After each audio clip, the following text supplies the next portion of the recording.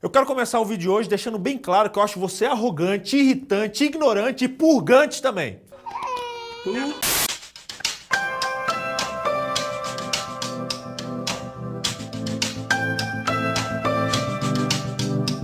Gente, me perdoe, era brincadeira, mas agora falando sério, é chato demais quando a gente é acusado, não é? Ladrão! Ladrãozinho! Seu Ladrão! Ladrão! Volta e meia surge alguém pra falar mal da gente, mesmo quando a gente tá fazendo tudo certo, sem dever nada pra ninguém. Ela só anda desse jeito, né? Ela tem alguma nave espacial? Cá pra nós, essa é uma das coisas que mais me irrita. Gente faladeira, gente que fala mal da gente, que acusa, segue o exemplo do diabo. Mentiroso e caluniador! Mentiroso! Caluniador, mentiroso!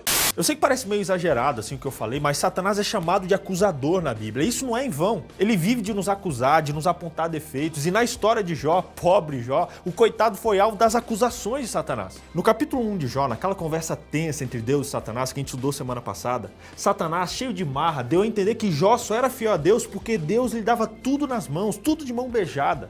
E fazendo isso, ele acusou Deus também de tirano, dando a entender de que não seria possível servir a Deus por amor. Ele jogou na cara mesmo. O que Satanás queria mesmo era alfinetar Deus. Colocando Jó como egoísta e interesseiro, ele deixou subentendida a ideia de que Deus subornava Jó com as bênçãos que ele lhe dava. E ele fez isso publicamente no céu, chamando a atenção para as mentiras que ele vinha espalhando. E o que Deus faz? Deus aceita a aposta de Satanás e permite que Jó passe por testes. Primeiro, Jó perde tudo. Depois, até mesmo a saúde de Jó não é poupada. Mas o legal é que já no capítulo 2, no verso 3, Deus fala a Satanás que aquilo tudo definitivamente não estava funcionando para ele. Satanás fazia de tudo, mas Jó permanecia fiel e íntegro. Satanás queria jogar na cara, né?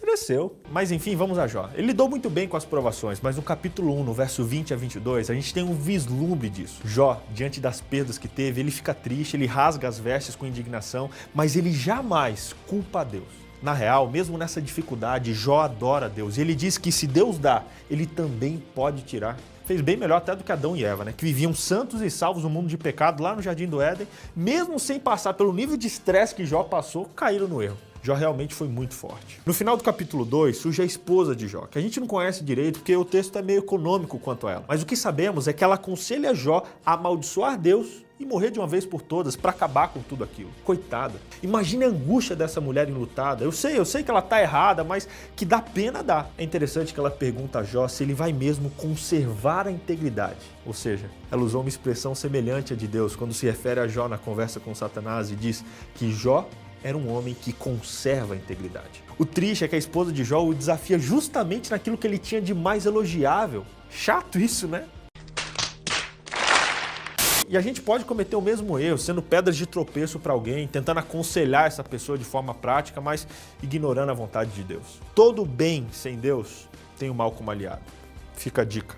Mas Jó permaneceu fiel, mesmo tendo que ignorar a sua esposa. Tanto em Jó 1:22 quanto em Jó 2, verso 10, fica evidente que ele se manteve correto em ações e em palavras naquele momento. Mas é óbvio que ele era gente feito nós, ele era pecador igual, porém, ele estava se saindo bem nesse teste. A despeito de toda aquela situação bizarra, perdendo a família, a grana, os bens, os empregados, Jó continuava fiel a Deus. Isso até lembra Jesus no deserto, sendo tentado ali por Satanás 40 dias de privação e ele aguentando firme, sem desistir. Até chegar no ponto em que Satanás teve que desistir porque Jesus não desistiria. Quem fraquejou foi justamente aquele que queria fazer Jesus fraquejar. Bacana, né? É sim. Mas vamos então ao resumo do que a gente estudou nessa semana. Em tópicos, porque tópico é coisa de gente estudada e nós somos bem estudados aqui. 1. Satanás é bicho ruim mesmo. Ele gosta de falar mal, acusar e, é claro, mentir. Não é à toa que a Bíblia diz que ele é acusador, pai da mentira. Ele gosta de acusar os filhos de Deus para, com isso, acusar a Deus. Mas por meio de Jesus, todo e qualquer mal entendido quanto ao caráter de Deus foi exterminado. Segundo, depois do Éden, Satanás não contava com o fracasso. Por isso ele decidiu apostar em Jó. Contra Adão e Eva, que eram santos e perfeitos, foi tão fácil. Mas contra Jó, pecador e frágil, foi impossível.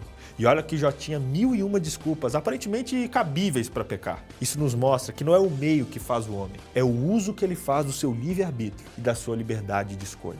Terceiro, como diria minha avó, de boas intenções o inferno tá cheio. A gente jura que pode ajudar os outros, aconselhando, usando frases de efeito, tendo conhecimento de causa, mas podemos simplesmente acabar sendo pedra de tropeço. Veja o exemplo da esposa de Jó. Ela estava ali sofrendo igual a ele, passando por tudo junto com ele, mas ainda assim ela não pensava como ele. Ela provavelmente tinha um relacionamento com Deus diferente do relacionamento de Jó. E agora, por mais prático que fosse o seu conselho ali pro seu maridão, ela não estava conectada com Deus e com a vontade dele. E todo bem sem Deus se torna mal. Quarto, até Satanás tem seu limite. A história de Jó, de integridade, de fidelidade diante da provação, lembra a de Jesus no deserto. Satanás tentou Jesus de tudo que era jeito, mas não conseguiu fazê-lo cair. Chegou num ponto em que, fracassando, ele mesmo teve que sair de cena. Você também pode viver um testemunho desses. Basta permanecer firme, viver pela fé. Hoje em dia se vê muita fé, mas não em Deus. Fé é confiar em Deus. O que falta à humanidade é entregar a Deus e confiar na direção dele. Temos que ser exemplos para o mundo hoje. Todos nós podemos ser Jó, aguentando firme até a morte, se preciso for. Em Apocalipse 2, no verso 10, fica o conselho de Deus para você. Não tenha medo das coisas que você terá que padecer nessa vida. Ser fiel até a morte e dar-te-ei a coroa da vida. Galera, muito obrigado pela companhia. Curta, compartilha, deixa um comentário, espalhe essa mensagem para os seus amigos, mas acima de tudo, vive esse estudo. E vamos que semana que vem tem mais. Aquele abraço, falou, tchau!